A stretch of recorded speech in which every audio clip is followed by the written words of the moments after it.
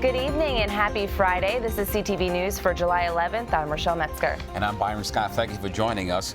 A 26-year-old Prince George's County police officer who was injured during a routine traffic stop 2 months ago and is still on the mend stopped by to visit his colleagues this morning.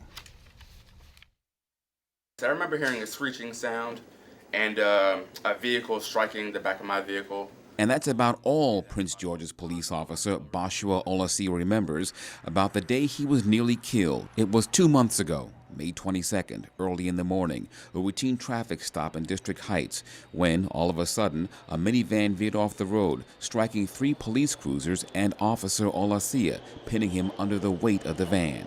I remember bits and pieces. I remember me being somewhere I didn't want to be, and I remember me being in pain.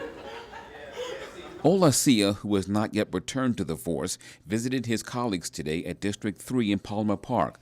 Among those with him, his commanding officer and 2 others who were there when he was struck. When you see an officer trapped underneath the vehicle, other officers trying to literally push the vehicle up on him, he's in pain.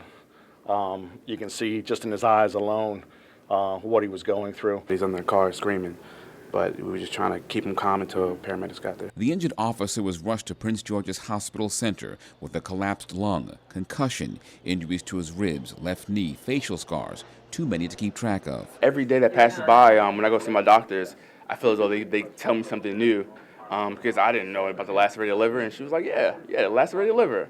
I was like, okay, great, cool, good to know.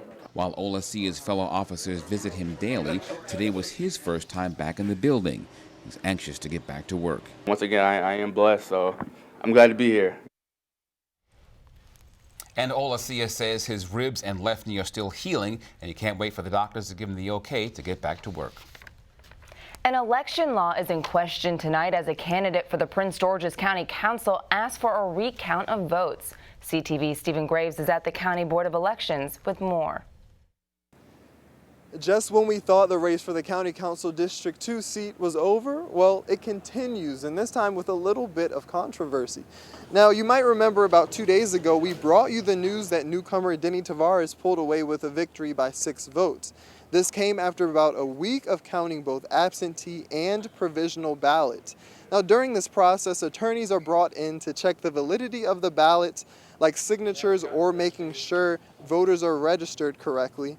But this is where her opponent, Doyle Neiman, says he has the issue, that some of these provisional ballots that were deemed invalid should have actually been counted.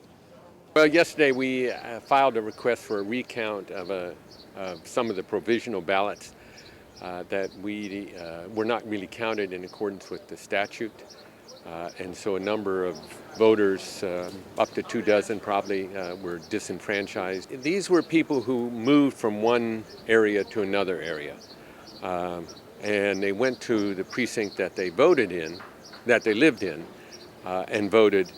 And the board did not count those votes. Anything that's district specific, if they move outside of the district, they're ineligible to vote for those candidates. These are state guidelines. We have followed, the Prince George's County Board of Elections follows state guidelines, procedures in accordance to state law. So that's basically our process. Now, there's no issue here with the provisional ballots that were initially deemed valid. Those will still be recounted, but there's no word yet on if the election board will actually allow those votes that were discounted to actually be retallied.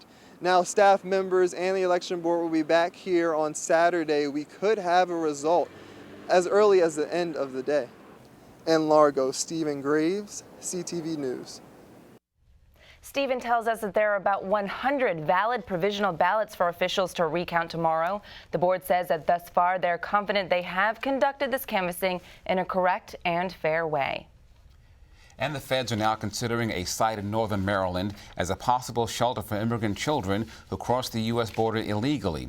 Officials are looking at a former Army Reserve site in Westminster, according to the Baltimore Sun. Now, the Obama administration has rejected 3 other Maryland sites, including a former orphanage in Prince George's County and an office building in Baltimore that was vacated by the SSA. More than 57,000 children have crossed the border since October. That's about 250 each day.